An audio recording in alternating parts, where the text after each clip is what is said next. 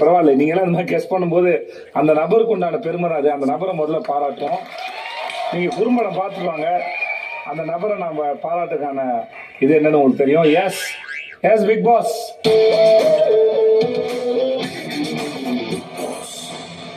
ஒரு சின்ன ட்விஸ்ட், உங்களுக்கு ஒரு சீக்ரெட் டாஸ்க்.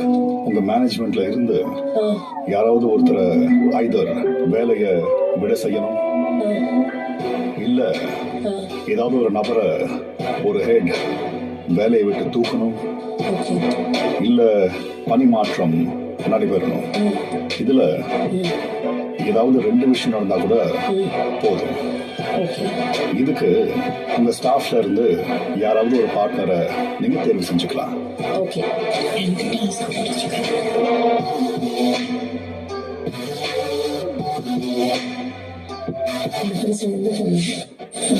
ஆக்சுவலி நான் ரைசிங் தான் என்னோட பார்ட்னர்.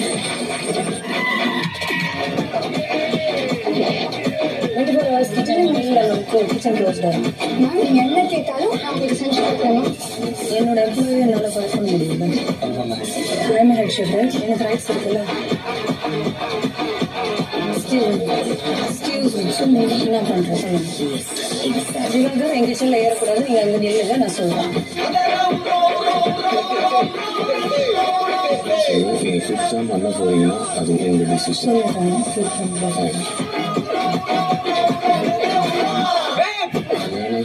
நாளைக்கு ஃபுட்டு 12 மடங்கு நல்லா இருக்கும். 12 மடங்கு நல்லா இருக்கும்.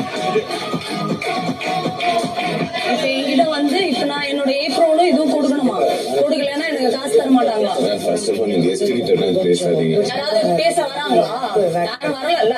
அப்ப நான் இப்படி பண்ணதான் முடியும். பூதான் எல்லாம் இருக்கும்.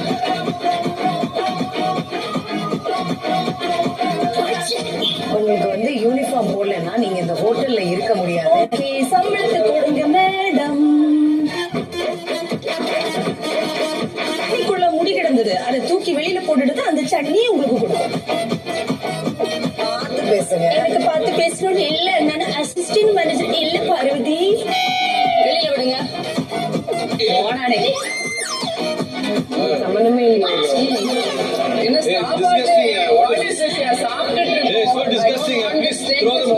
Big Boss, I am very sorry. உங்களை நான் டிசப்பாயிண்ட் பண்ணிட்டேன். I am resigning from my position.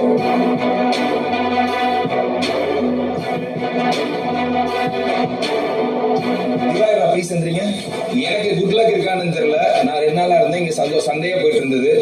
இன்னைக்கு நீ வந்திருக்க.